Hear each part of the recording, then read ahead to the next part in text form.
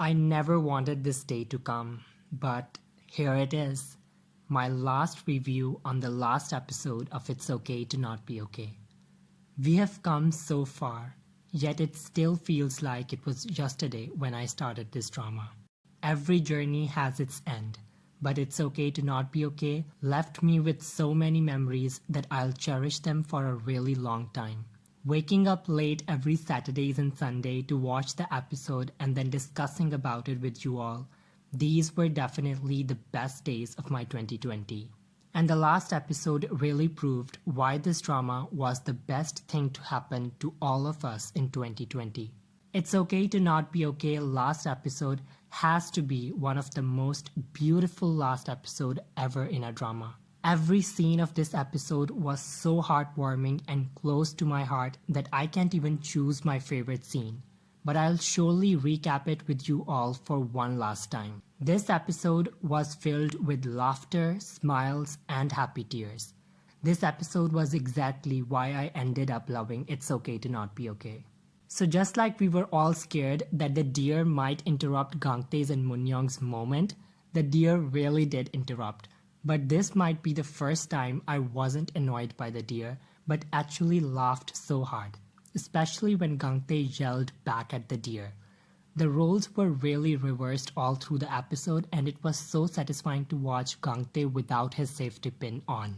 Then I really loved how Sangtae gave space to both of them. Sangtae and Jae-su's little moment honestly made me so emotional. And they slept together.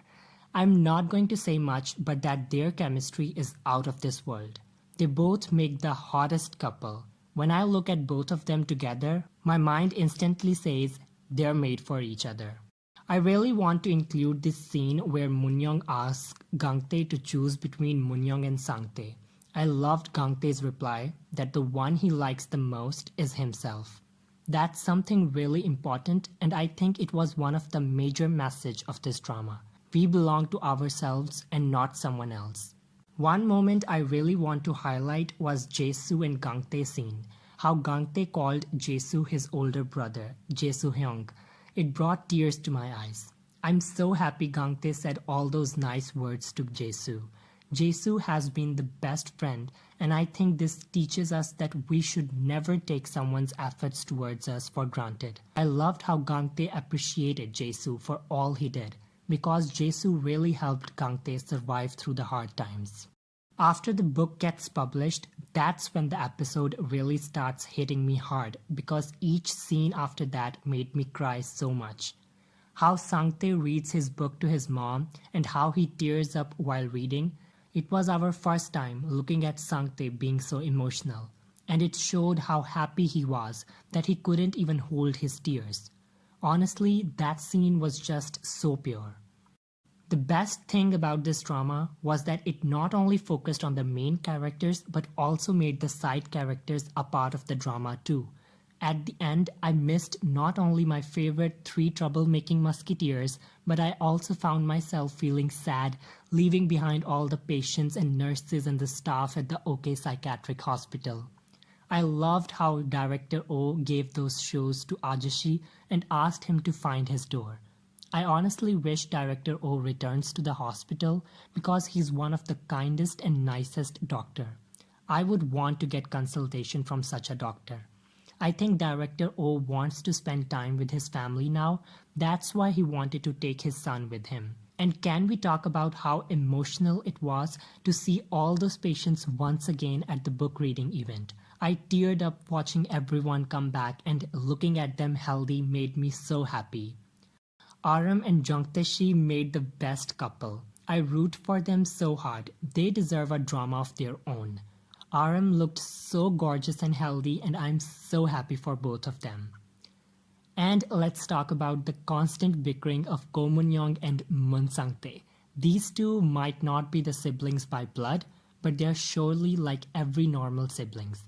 These two really are the best friends. I loved how they kept fighting with each other but also made up after that. And I loved how Gangtae was so done with both of them but still loved them more than anything in his life. That's what a true family really is. A family is not determined by blood but by the bond. Talking about the book, I loved how the book related to the stories of the patients and themselves. The book was about their journey. I really want to buy this book and keep it safe with me forever.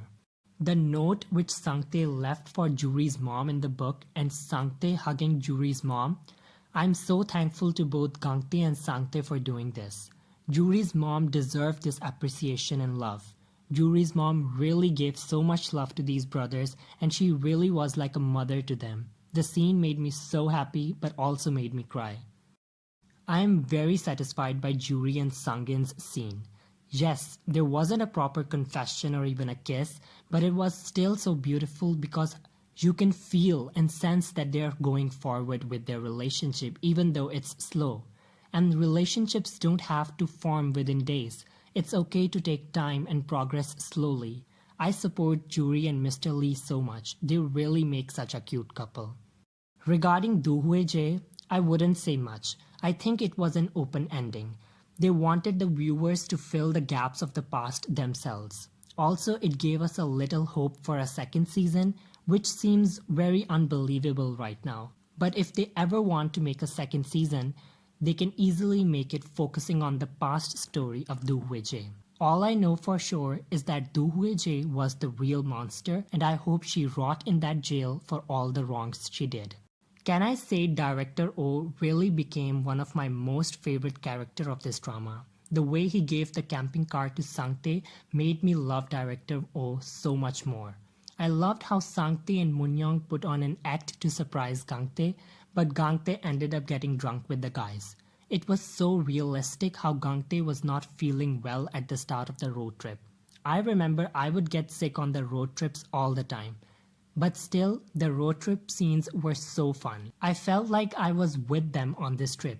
I teared up watching them finally have fun after all the pain and sufferings they went through.